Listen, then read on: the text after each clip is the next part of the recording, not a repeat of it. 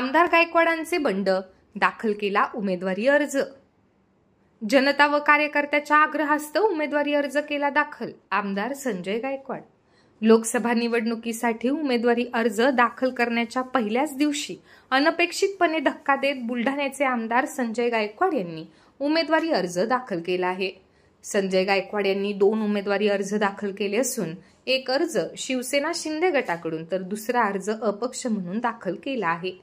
अद्याप महायुतीमधील घटक पक्षांची जागा वाटपाची बोलणी सुरूच असून बुलढाण्याची जागा शिंदे गटाला सुटून विद्यमान खासदार प्रतापराव जाधव यांनाच उमेदवारी मिळणार असल्याचे जवळपास निश्चित झालेले असताना आमदार संजय गायकवाड यांनी अनपेक्षितपणे धक्का देत आपला उमेदवारी अर्ज दाखल केल्याने आता प्रतापराव जाधव यांच्या उमेदवारीवरच प्रश्नचिन्ह निर्माण झाले आहेत। दरम्यान आपण जनतेच्या व कार्यकर्त्यांच्या आग्रहास्तव लोकसभेसाठी उमेदवारी अर्ज दाखल केला असून आपण आतापर्यंत लढतच आलो असल्याचेही ते यावेळी म्हणालेत। यावेळी पत्रकारांनी विचारलेल्या विविध प्रश्नांची उत्तरेही आमदार संजय गायकवाड यांनी दिली आहेत। तयारीला पण लागलेलो आहे। खूप छान वाटतंय अर्ज भरल्यानंतर लोकसभेचा। आयुष्यात पहिल्यांदा लोकसभेचा अर्ज भरलेला आहे। भाऊ, आता आपली ही उमेदवारी कायम समजायची का असं निश्चित नाही सांगता येणार, कारण अजून माहितीचे आमचे शिवसेनेचे उमेदवार तरी जाहीर होण्याची बाकी आहे। आपल्याला काय गरज पडली उमेदवारी दाखल करण्याची? का नको टाकू? वरून आदेश होते काय? असा आदेश वगैरे काही नाहीये, पण 6 महिन्यापासून आपण सगळं पाहता की बुलढाणेकरांची, जिल्हेवासियांची माझं सगळं काम बघून असताना वाटत होतं की यांनी लढायला पाहिजे।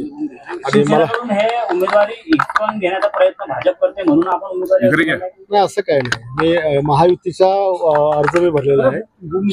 शिवसेनेच्या वतीनेच मी या ठिकाणी अर्ज दाखल केलेला आहे, पण एबी फॉर्म म्हणजे मिळालेला त्याच्यामध्ये नाहीये। आपल्याला सीएमचा फोन आला या संदर्भामध्ये काय? सीएम साहेबांचा फोन आमचं नेहमीच बोलणं चालू असते, त्यात उमेदवारीच्या संदर्भामध्ये काही बोलणं नाही, अजून असं काही बोललं नाही। संजय क्षीरसागरची प्रतिक्रिया आहे की सीएम साहेब संजय गायकवाड यांना योग्य ती समज देतील। सीएम साहेबांचा मी अतिशय चांगला सन्मान करतो। माझं त्यांचं नातं खूप वेगळं आहे आणि त्यांचा शब्द तर माझ्याकरता अंतिमच, त्याच्यामध्ये काही विषय नाहीये। परंतु असं अजून काही मी चर्चा कोणाशीच केलेली नाहीये।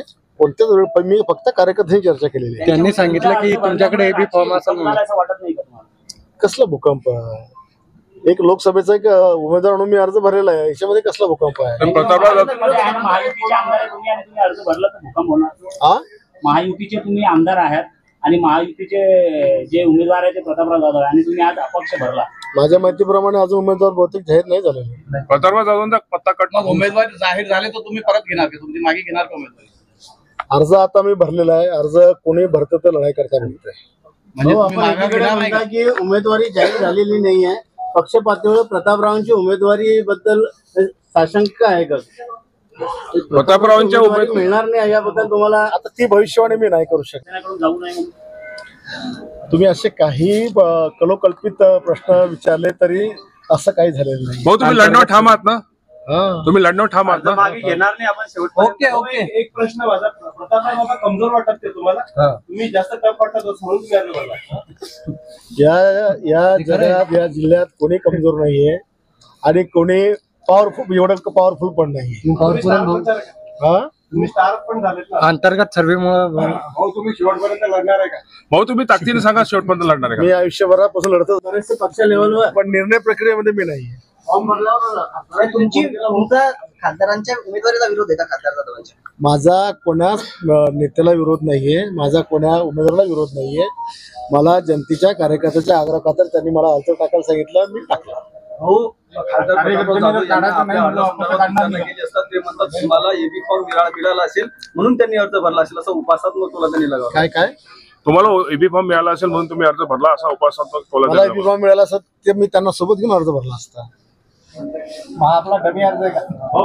हा डमी अर्ज म्हणून ऐकता मग असा कुठली प्रक्रिया डमी अर्जाची निवडणूक आयोगामध्ये आहे तर तू अशी डमी अर्ज भरण्याची? अर्जाची निवडणूक पक्ष पातळीवर डमी अर्ज भरला जातो। असं कुठे डमी अर्ज वगैरे असते का? सांगा मला, तो एक्सेप्ट होईल का?